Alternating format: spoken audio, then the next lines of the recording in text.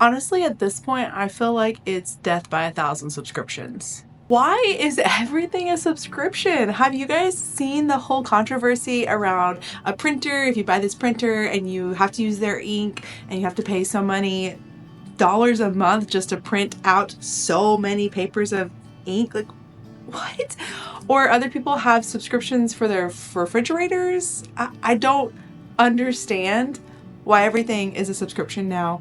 You don't actually own anything anymore. Wild. All of that aside, I'm just talking about why we got rid of our main entertainment subscriptions.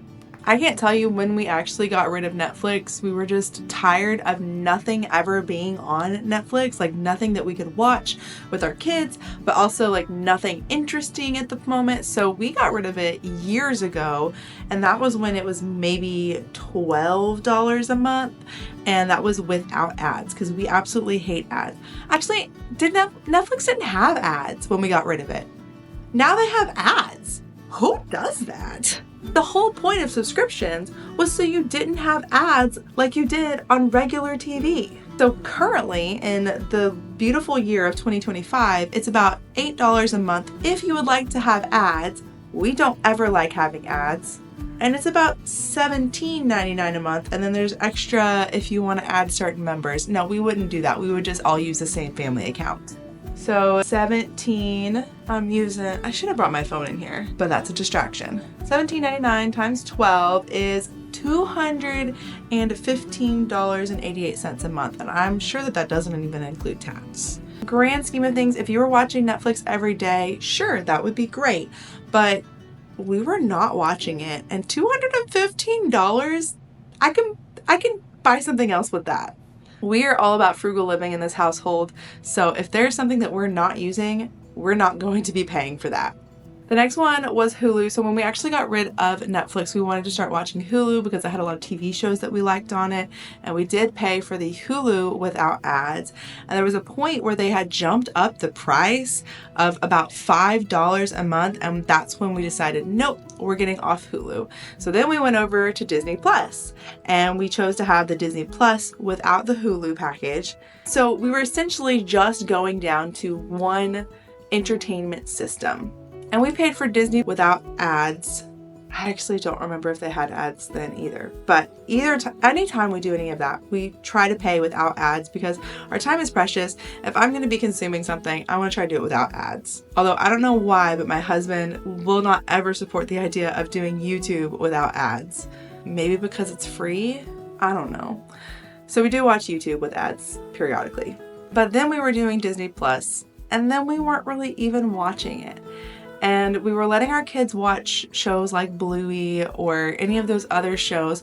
There wasn't enough family videos I feel like we felt comfortable with showing our children.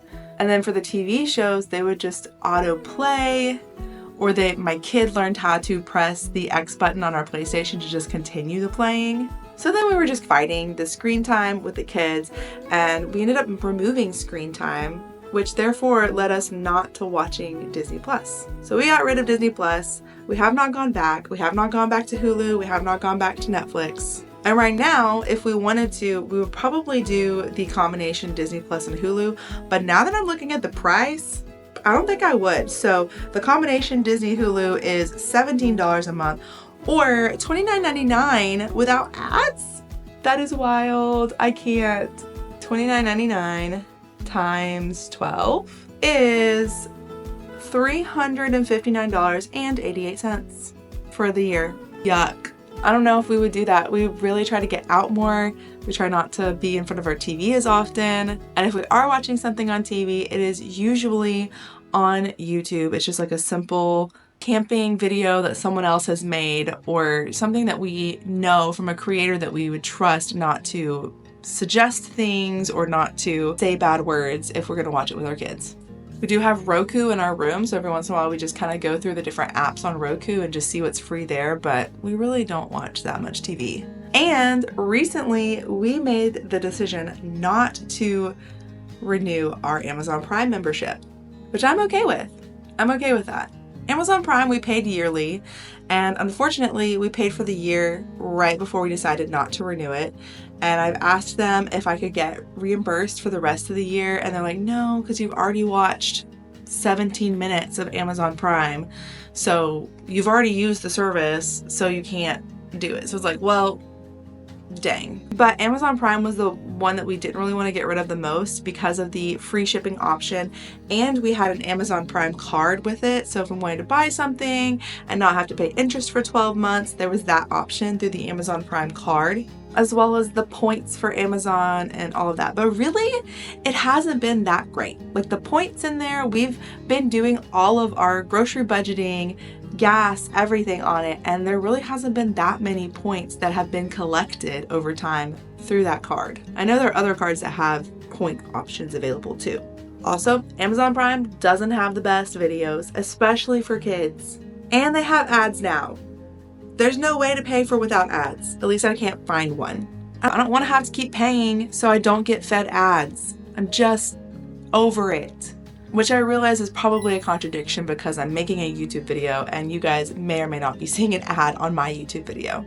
So alternatives to Amazon, we either try to buy directly from the retailer, go to thrift stores to buy things like books and things that we kind of wanted just for fun on Amazon. And not many people know this, but if your order is $30 or more, they may have upped it to $50, but if your order is $30 or more, you get free shipping.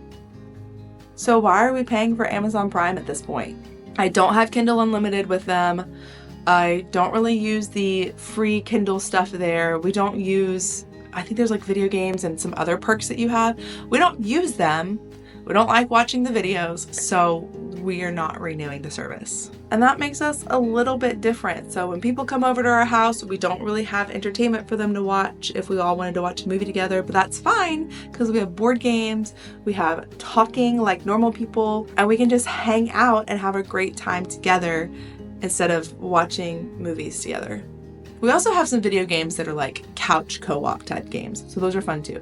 What do you think? Have you decided to cancel your subscriptions this year? Because these prices are getting insane. Like I get inflation and having to pay so much for my groceries plus for my entertainment. No, thank you. So what about you? Let me know in the comments below.